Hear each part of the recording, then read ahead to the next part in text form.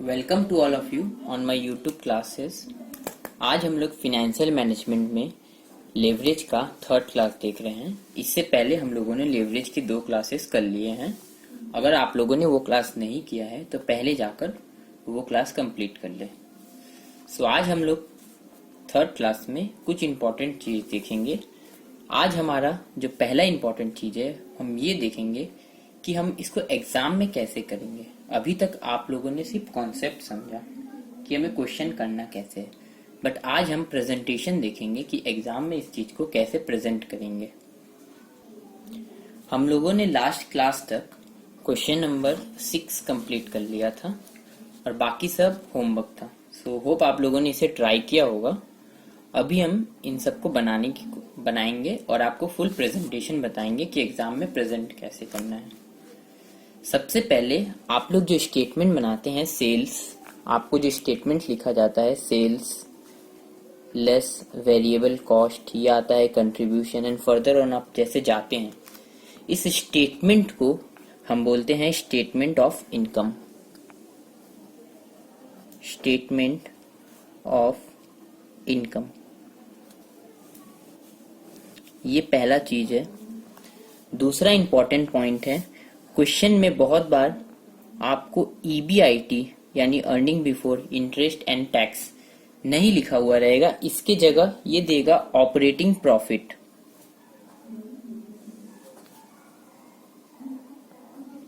तो आपको ये चीज में बिल्कुल कंफ्यूज नहीं होना। अगर ईबीआईटी लिखा हुआ है या ऑपरेटिंग प्रॉफिट लिखा हुआ है, दोनों का मतलब एक ही होता है। यहां तक आप लोग को क्लियर हो चुका होगा। अब हम लोग क्वेश्चन नंबर 7 पे जाते हैं। क्वेश्चन नंबर 7 क्या है? If combined leverage and operating leverage figures of a company are 4.8 and 3.2 respectively, find the financial leverage and PV ratio. Given that equity dividend per shares is 2.5, interest 80,000, fixed cost 5.28 lakhs and sales 30.72 lakhs. ये आपकी question में information दी हुई है। हम इसे solve करेंगे। तो सबसे पहले जो क्वेश्चन में दी हुई है हम सॉल्व कर रहे हैं क्वेश्चन नंबर 7। क्वेश्चन में हमारे पास जो इंफॉर्मेशन दी हुई है सबसे पहले हम वो लिखते हैं। हमारे पास कंबाइन लेवरेज दी हुई है 4.8, ऑपरेटिंग लेवरेज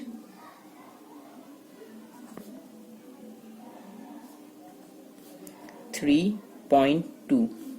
तो मैंने आप लोग को पहले बताया था कंबाइन लेवरेज 2 तरीके से निकलती है, एक कंट्रीब्यूशन बाय पीबीटी एंड दूसरा अगर मैं कंबाइन लेवरेज निकालना चाहूं तो मैं मल्टीप्लाई कर दूंगा financial leverage into operating leverage.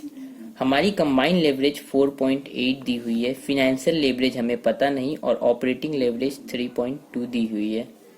मैं इसे अगर मल्टीप्लाई करता हूं तो ये यहाँ डिवाइड में आ जाएगी और फिनेंशियल लेवरेज हो जाएगी 4.8 डिवाइड बाई 3.2। आप इसे डिवाइड देंगे 4.8 डिवाइड बाई 3.2, एक बार कैलकुलेटर में आप चेक कीजिए तो ये आएगा 1.5, यानी हमारी फिनेंशियल लेवरेज 1.5 आ गई। ये मैंने जो हमारी क्वेश्चन में दी हुई थी सिर्फ उससे 3 लेवरेज निकाल ली, combine leverage, operating leverage and financial leverage. अब क्वेश्चन में हमें पूछा क्या गया है? क्वेश्चन में हमसे पूछा गया है फिनेंशियल लेवरेज जो हमने निकाल ली, पीवी रेशियो। पीवी रेशियो मैंने बताया था, पीवी रेशियो होता है कंट्रीब्यूशन बाय सेल्स इनटू 100। इसके लिए हमें कंट्रीब्यूशन चाहिए, सेल्स चाहिए, यानी हमें पूरी इंफॉर्मेशन निकालनी पड़ेगी क्वेश्चन में। तो एग्जाम में अगर इस क्वेश्चन को करेंगे तो हम सबसे पहले स्टेटमेंट बनाएंगे। स्टेटमेंट का नाम है, मैंने आपको बताया, इनकम स्टेटमेंट या स्टेटमेंट ऑफ इनकम।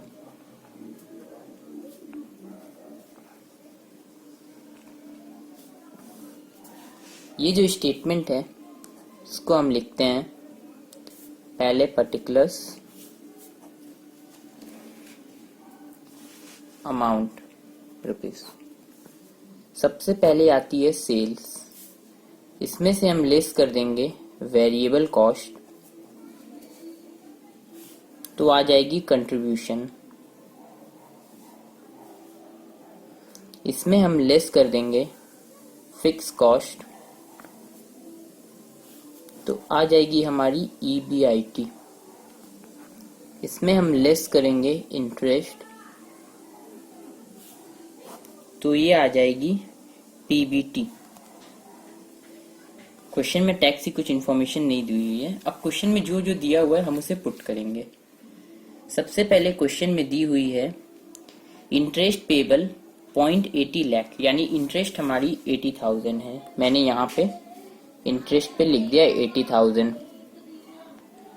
और आपकी क्वेश्चन में क्या इन्फॉर्मेशन दी हुई है, मैंने इंटरेस्ट लिख दिया, fix cost 5.28 lakh and sales 30,72,000। Same information मैं पुट कर रहा हूँ। 5.28 यानी 5,28,000 हमारी फिक्स कॉस्ट दी हुई है एंड सेल्स है 30,72,000। अगर इस इन्फॉर्मेशन पे हम जाएं तो यहाँ पे बीच में वेरिएबल कॉस्ट मिसिंग है, तो कंट्रीब्यूशन आएगी एंड फिक्स कॉस्ट दिया हुआ है EBIT आएगी। बट हमें एक चीज पता है, हमारी तीनों लेवरेजेस पते हैं, operating leverage, financial leverage and combined leverage. So आप एक इंपॉर्टेंट कॉन्सेप्ट आप याद रखिए हमेशा, जब भी कोई लेवरेज आता है जैसे कंट्रीब्यूशन बाय EBIT, ये हमारी ऑपरेटिंग लेवरेज बताता है। अगर ऑपरेटिंग लेवरेज हमें पता है और इन दोनों के बीच का गैप हमें पता है, तो हम ऑपरेटिंग लेवरेज यूज करके ये दोनों निकाल पाएंगे। ये कैसे निकलेगा आप समझिए। पहले operating leverage equal to contribution by EBIT होता है। हमें ऑपरेटिंग लेवरेज दी हुई है, ऑपरेटिंग लेवरेज है 3.2 एंड कंट्रीब्यूशन हमें पता नहीं। बट अगर आप स्टेटमेंट में देखेंगे, अगर मैं कंट्रीब्यूशन माइनस फिक्स कॉस्ट करूं तो EBIT आता है, यानी इस EBIT की जगह मैं लिख सकता हूं कंट्रीब्यूशन माइनस फिक्स कॉस्ट। ये कंट्रीब्यूशन माइनस फिक्स कॉस्ट है। मैंने स्टेटमेंट में जैसे कंट्रीब्यूशन में से फिक्स कॉस्ट लेस करूंगा तो EBIT आएगा, यानी इस EBIT की जगह मैं कंट्रीब्यूशन माइनस फिक्स कॉस्ट लिख सकता हूं। Then 3.2 equal to contribution and आपको कंट्रीब्यूशन वापस मैं लिखता हूं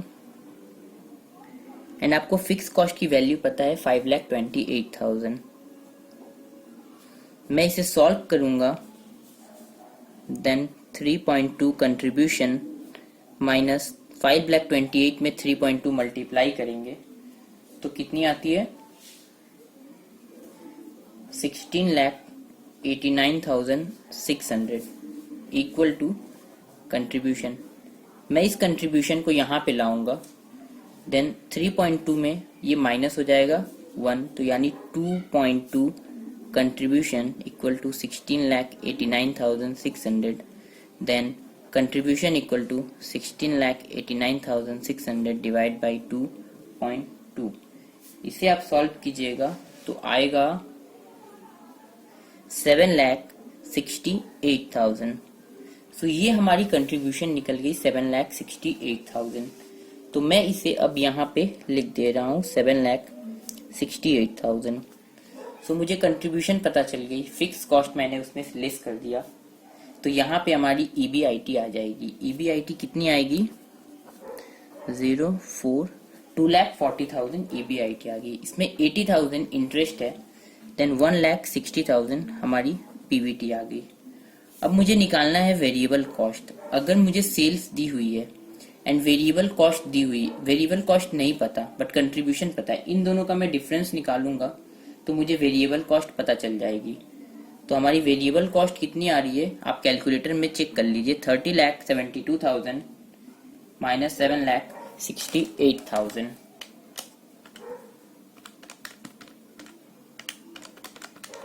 ये आ रही है 23,04,000। आपकी ये स्टेटमेंट कंप्लीट हो गई। क्वेश्चन में आपसे पूछा था PV ratio. So PV ratio क्या होता है, मैं यहाँ पे लिख रहा हूँ PV ratio contribution by sales into 100। आपकी कंट्रीब्यूशन है 7,68,000, सेल्स है 30,72,000 इंटू 100, ये आ जाएगी आपकी 25%। ये हमारा सॉल्यूशन हुआ। मैंने इसे सिर्फ ऐसे लिखा, आप इसे अच्छे से प्रेजेंट कीजिएगा, बट आपका क्वेश्चन का प्रेजेंटेशन कुछ इस तरीके से होगा। जो हमारी स्टेटमेंट बनती है वो स्टेटमेंट ऑफ इनकम होती है, और आप जितना भी नीचे कैलकुलेशन करते जाएंगे वो अलग से दिखाएंगे। होप आपको ये क्वेश्चन समझ में आ गया होगा। अब हम लोग नेक्स्ट क्वेश्चन पे जा रहे हैं, जो क्वेश्चन नंबर 8 है। क्वेश्चन नंबर 8 बहुत ईजी है, ये आप लोग खुद से ट्राई कर लीजिएगा। क्वेश्चन नंबर 9 हम लोग देखेंगे, ये अच्छा क्वेश्चन है। क्वेश्चन नंबर 9 क्या बता रहा है? Compute degree of financial leverage from the following information. आपको फाइनेंशियल लेवरेज निकालनी है। नेट वर्थ 25 लाख, डेप्ट equity ratio 3:1, interest rate 12% and operating profit 20 lakh. Operating profit यहाँ दी हुई है। मैंने आपको बताया था ऑपरेटिंग प्रॉफिट और ईबीआईटी सेम होता है। सो हम लोग इस क्वेश्चन को देखेंगे कि इस क्वेश्चन को हम कैसे सॉल्व करते हैं। सबसे पहले क्वेश्चन में जो इन्फॉर्मेशन दी हुई है हम उसे लिखते हैं। हमारे पास नेट वर्थ है 25 लाख। नेट वर्थ होता क्या है, पहले आप इसको समझने के लिए मैं आपको एक बैलेंस शीट बना के दिखाना चाहता हूँ। सपोज ये हमारी एक बैलेंस शीट है किसी कंपनी की। इसमें फिक्स एसेट्स है 100 एंड करेंट एसेट्स है 25। ये हो गई 125 टोटल। हमारी लायबिलिटी साइड भी 125 होगी। यहाँ पे हमारे पास इक्विटी शेयर्स कैपिटल है। इक्विटी शेयर्स कैपिटल सपोज 10 है and reserve and surplus 20 rupees की है। एंड बाकी हम लोगों ने कुछ लोन लेके रखा है या किसी को पेमेंट करना बाकी है। इन सबको बोलते हैं डेप्ट, जो हमें पेमेंट करना होता है, चाहे वो क्रेडिटर्स का हो चाहे वो लोन का हो। सपोज ये 95 है, ये हमारी बैलेंस शीट इक्वल होगी। अगर हमसे कोई पूछता है हमारी कंपनी की नेट वर्थ क्या है, यानी हिंदी में बोले तो हमारी औकात कितनी है कंपनी की, तो नेटवर्थ निकालने के लिए हमेशा हम लोग को बताया जाता है कि आप फिक्स एसेट्स ऐड कर दीजिए करेंट एसेट्स में एंड माइनस कर दीजिए आपकी जितनी लोन पेमेंट करनी है डेप्ट, उसे लेस कर दीजिए। यानी इस क्वेश्चन में मैं बोलूंगा 100 + 25, यानी 100 + 25 - 95, ये आएगी 30। सो इससे हम लोग को एक चीज समझ में आता, नेटवर्थ का मतलब अगर मैं fix assets plus current assets minus डेप्ट करूं, या फिर मैं बोलूं हमारे पास जो हमारी ओन कैपिटल है, यानी हमारी खुद की जो कैपिटल है। खुद की कैपिटल किसकी होती है? इक्विटी शेयर होल्डर्स की, और उन जो रिजर्व एंड सरप्लस होते हैं वो भी इक्विटी शेयर होल्डर्स के होते हैं। यानी हम बोल सकते हैं हम लोग कि नेटवर्थ जो है वो इक्विटी शेयर होल्डर्स की जो वेल्थ है वही हमारी नेटवर्थ है। सो इस चीज को याद रखिएगा, जब भी नेटवर्थ आता है इस क्वेश्चन में तो इसका मतलब होता है आपकी जो इक्विटी शेयर होल्डर्स फंड है। क्वेश्चन में आपकी दी हुई है नेटवर्थ 25 लाख, डेप्ट इक्विटी रेशियो 3:1, यानी नेटवर्थ 25 लाख एंड हमारी डेप्ट बाय इक्विटी ये दी हुई है 3/1। अगर हम इसे सॉल्व करें, डेप्ट मुझे निकालनी है, इक्विटी है 25 लाख, 3/1, यानी हमारी डेप्ट आ जाएगी 75 लाख। क्लियर है? अब हमें क्वेश्चन में दी हुई है operating profit 20 lakh and rate of interest है 12%। ऑपरेटिंग प्रॉफिट यानी मेरे पास ईबीआईटी दी हुई है। ईबीआईटी दी हुई है 20 लाख। इसमें से मैं लेस करूंगा इंटरेस्ट। इंटरेस्ट हम लोगों ने निकाला किस पे? डेप्ट पे आता है। 75 लाख हमारी डेप्ट है एंड रेट ऑफ इंटरेस्ट है 12%। आप इसे कैलकुलेट करके कीजिएगा तो कितनी आएगी आप बताइए। इसे 75 लाख का 12% आप कैलकुलेट कीजिए, ये आएगी 9 लाख। देन ये आ गई हमारी प्रॉफिट बिफोर टैक्स 11 लाख। आपको क्वेश्चन में पूछा गया है फिनेंशियल लेवरेज, तो आपको पता है फिनेंशियल लेवरेज होती है EBIT बाई PBT। EBIT है हमारी 20 lakhs एंड PBT है 11 lakhs। सो हमारी फिनेंशियल लेवरेज आ जाएगी 1.82। सबसे इंपॉर्टेंट चीज, आप जब भी कोई ऑपरेटिंग लेवरेज निकाले या फिनेंशियल लेवरेज निकाले या कंबाइन लेवरेज निकाले, आप 1.82 यहाँ पे क्वेश्चन इन नहीं करेंगे, इसके आगे लिखेंगे टाइम्स, 1.82 टाइम्स। सपोज हमारी ऑपरेटिंग लेवरेज आती है 5, आप इसे लिखेंगे 5 टाइम्स। फिनेंशियल लेवरेज 3, तो ये 3 टाइम्स। ये एग्जाम के लिए बहुत इंपॉर्टेंट है। हम लोग अभी तक सिर्फ हम लोगों ने सीखा, सिर्फ हम फिगर निकाल के छोड़ देते थे, बट आपको एग्जाम में इसे टाइम्स लिखना है। जब तक कि क्वेश्चन में ना परसेंटेज ना पूछा जाए। सपोज अगर क्वेश्चन में पूछा गया 5% चेंज हो रही है सेल में, तो कितने परसेंट चेंज होगी हमारी PBT में। तो आप जो भी लेवरेज यूज कर रहे हैं उसमें आप परसेंटेज में दिखाएंगे। सपोज ये 25% आ रही है या 30% आ रही है, तो आप यहाँ पे 30 टाइम्स नहीं लिखेंगे, आप टाइम्स तभी लिखेंगे जब आप ऑपरेटिंग लेवरेज या फिनेंशियल लेवरेज निकाल रहे हैं। बट आप ये टाइम्स आप यहाँ पे नहीं लिखेंगे, आप टाइम्स तभी लिखेंगे जब आपने कैलकुलेशन करके निकाला है। अगर क्वेश्चन में दी हुई है 5% चेंज हो रही है, तो हमारी PBT कितनी परसेंट चेंज होगी, यहाँ एग्जामिनर आपसे पूछ रहा है कि आप परसेंटेज में बताइए, आपको टाइम्स में नहीं बताना। सो ये चीज आप याद रखेंगे। सो होप आप लोग को ये चीज समझ में आ गया होगा। सो ये हमारा क्वेश्चन नंबर 9 का सॉल्यूशन था। आप वापस से इसे देख सकते हैं। हमारी नेटवर्थ 25 lakhs थी। हमने डेप्ट और इक्विटी का रेशियो दिया हुआ था 3:1। मैंने डेप्ट डाल दिया 25 lakhs, इक्विटी हमें पता है नेटवर्थ इक्वल टू इक्विटी है। इसे सॉल्व करके 75 lakhs आ गई। EBIT या ऑपरेटिंग प्रॉफिट जो हमें दी हुई थी उसमें से हम लोगों ने इंटरेस्ट लेस कर दिया, तो हमारी आ गई PBT। एंड सेम हमने फिनेंशियल लेवरेज के लिए EBIT बाई PBT निकाल लिया 1.82 टाइम्स। ये हमारी एडिशनल नोट सिर्फ एग्जाम के लिए थी, जो आपको समझाने के लिए कि आपको एग्जाम में करना क्या है। सो क्वेश्चन नंबर 9 कंप्लीट हो गया। अब हम क्वेश्चन नंबर 10 देखेंगे। क्वेश्चन नंबर 10, इसमें आपको स्टेटमेंट बना के दी हुई है। The following data is available for XYZ limited, sales, variable cost, contribution, fix cost, EBIT, interest and PBT। ये आपको सब कुछ बना के दी हुई है, आपको कॉपी में अलग से लिखने की जरूरत नहीं है।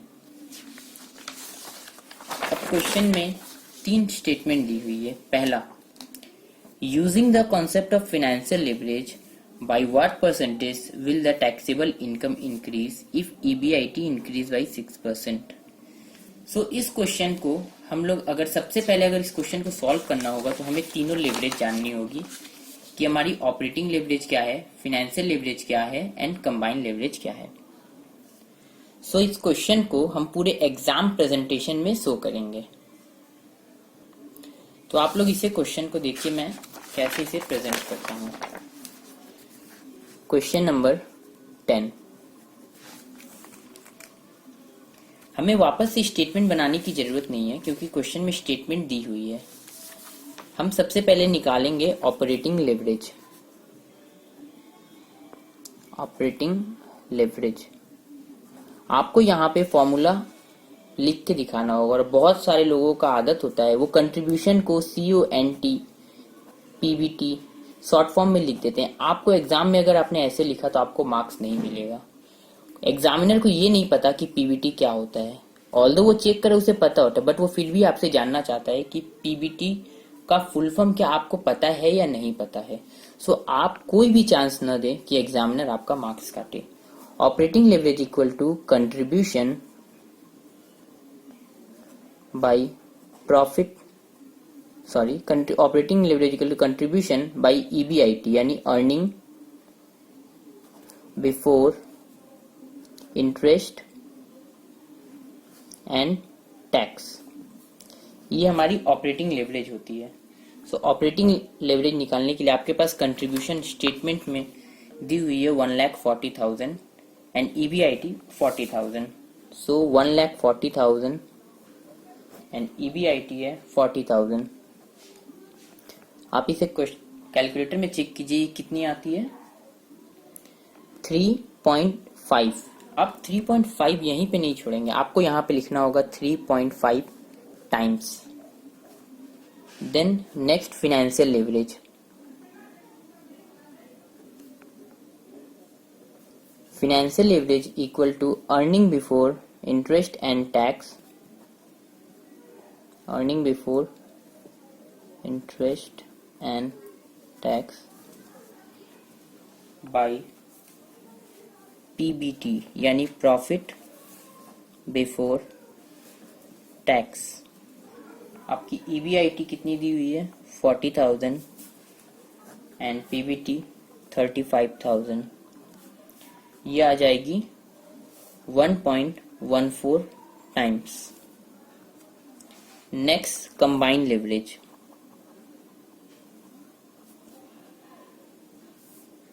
कंबाइंड लेवरेज आप operating leverage and financial leverage को मल्टीप्लाई करके भी निकाल सकते हैं। मैं यहाँ पे फॉर्मूला से निकाल रहा हूँ, जो कि है हमारी contribution by profit before tax.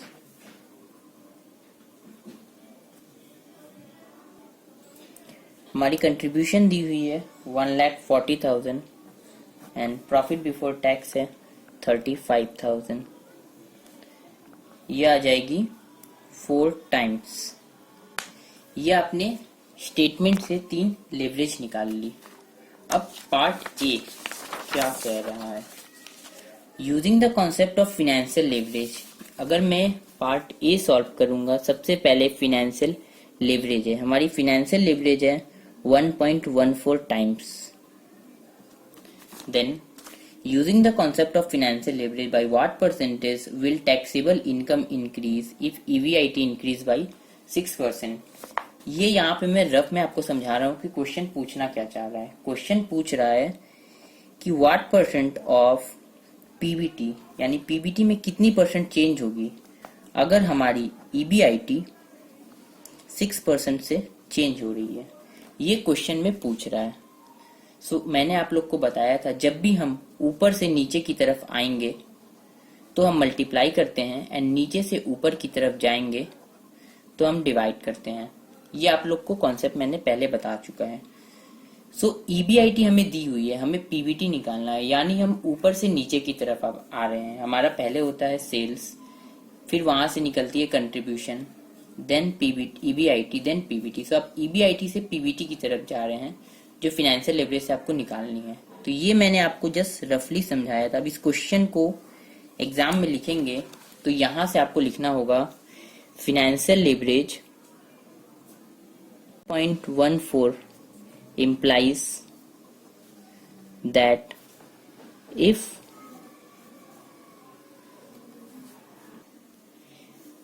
earning before interest and tax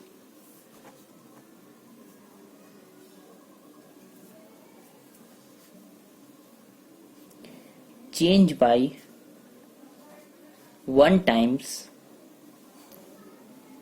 then profit before tax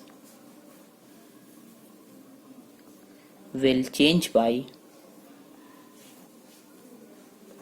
1.14 times।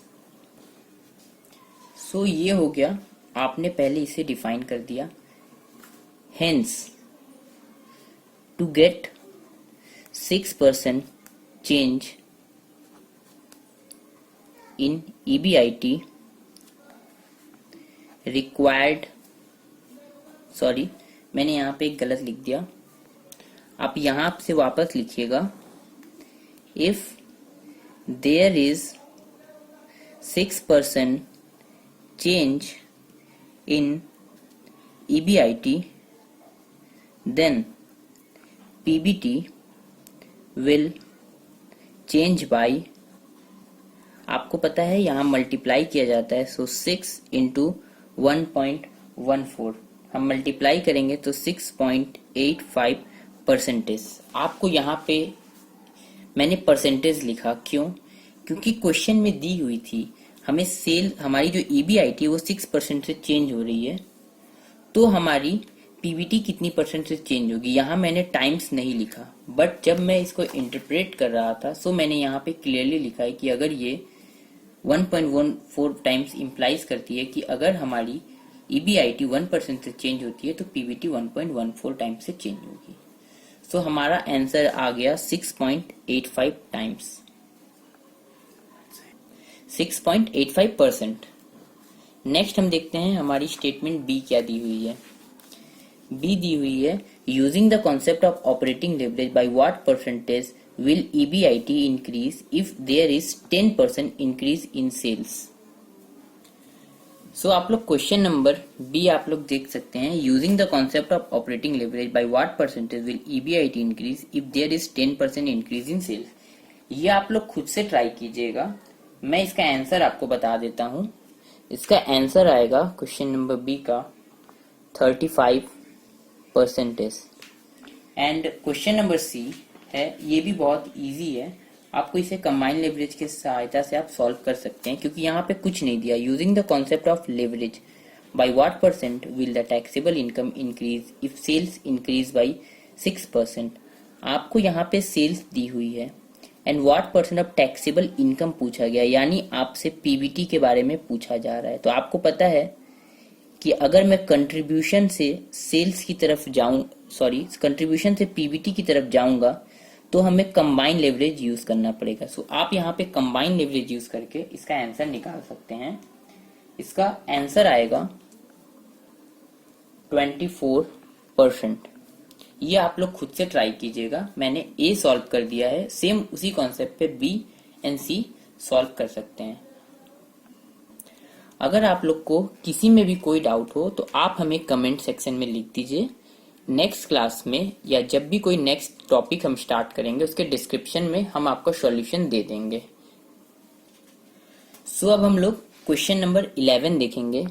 ये क्वेश्चन नंबर 11 है बहुत इजी। अगर आपका लेवरेज का कॉन्सेप्ट क्लियर है तो ये क्वेश्चन आप तुरंत बना लेंगे, बट इसमें थोड़ी सी आपको ठंडे दिमाग से सोचना होगा कि आपको निकालना क्या है। सो आप इस क्वेश्चन को इजीली कर पाएंगे। सो इस क्वेश्चन को मैं सॉल्व करता हूं। आप पहले क्वेश्चन देख लीजिए। हमारी 3 फर्म दी हुई है, firm A, firm B and firm सी।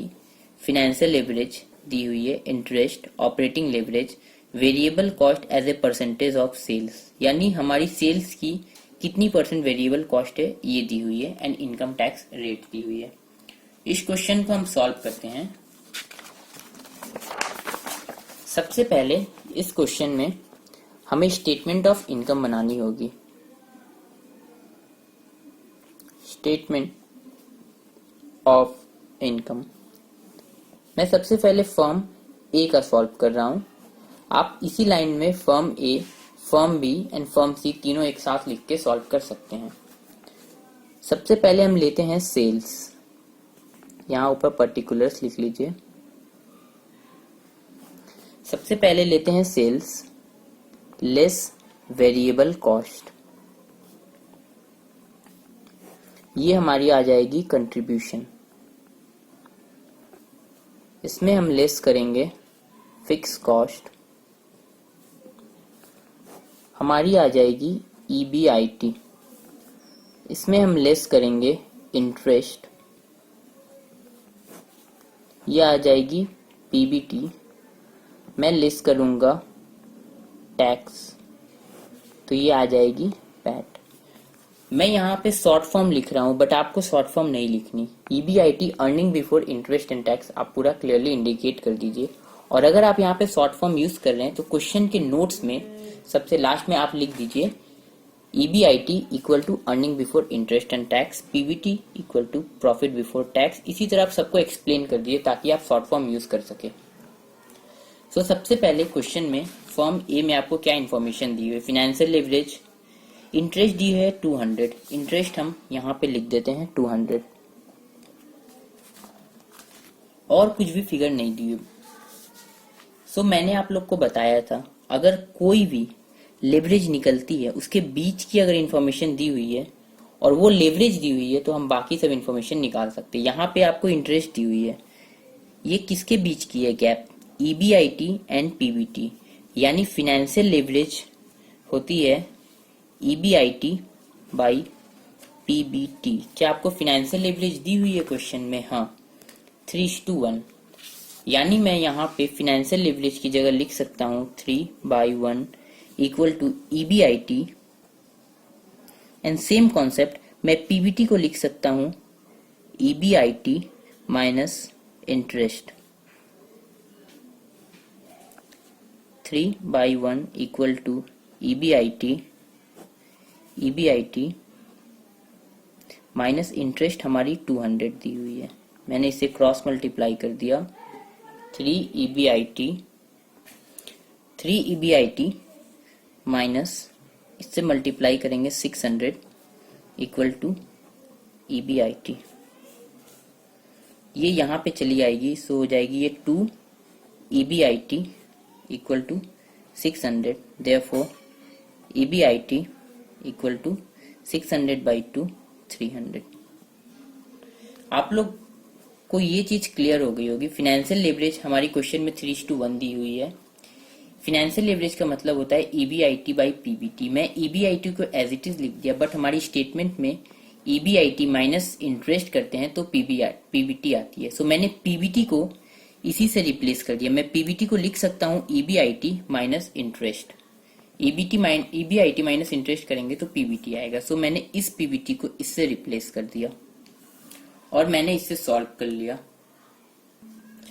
सो हम लोगों ने EBIT निकाल ली 300। EBIT आप यहाँ पे लिख दीजिए 300। सो अब आप निकाल सकते हैं PBT कितनी होगी 100।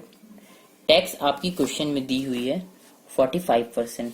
सो मैं अगर 100 का 45% 45, प्रॉफिट आफ्टर टैक्स आ गई 55।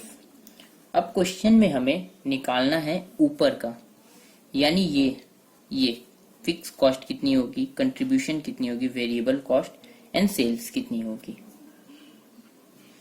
सो हमें क्वेश्चन में और कुछ इंफॉर्मेशन इसकी नहीं दी हुई है, बट हमें क्वेश्चन में एक और चीज दी हुई है, वो है ऑपरेटिंग लेवरेज, जो कि 4 टाइम्स है। सो अगर मैं ये बोलूं ऑपरेटिंग लेवरेज इक्वल टू 4 दी हुई है हमारी, एंड ऑपरेटिंग लेवरेज क्या होता है, कंट्रीब्यूशन बाय EBIT। हमें ऑपरेटिंग लेवरेज 4 पता है, कंट्रीब्यूशन हमें नहीं पता, बट EBIT हमने निकाल ली है 300। हम इसे 300 यहाँ पुट कर देंगे। देन कंट्रीब्यूशन इक्वल टू ये मल्टीप्लाई हो जाएगा 1200। सो हमें कंट्रीब्यूशन पता चल गई 1200 है। हम लोगों ने कंट्रीब्यूशन 1200 निकाल ली। सो हमारी इन दोनों बीच की डिफरेंस जो आएगी 1200 माइनस 300, 900 हमारी फिक्स कॉस्ट आ गई। आप क्वेश्चन में चेक कर सकते हैं, हम लोगों ने फिनेंशियल लेवरेज दी हुई है 3।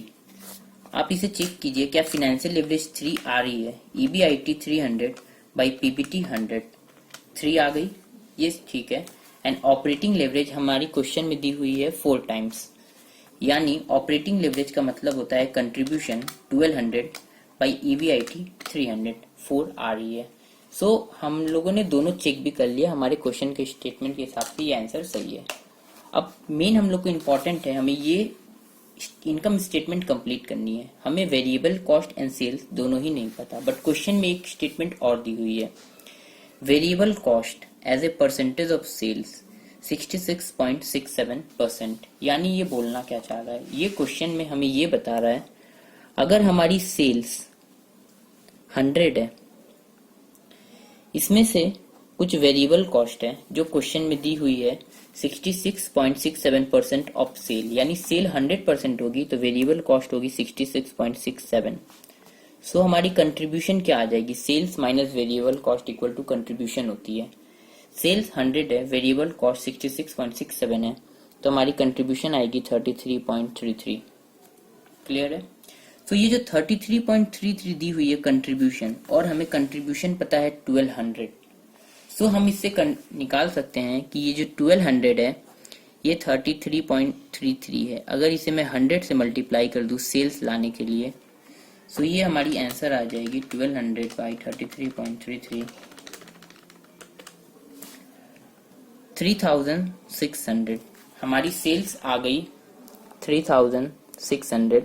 आप चेक कर सकते हैं 3600 66.67% 2400 आ रही है।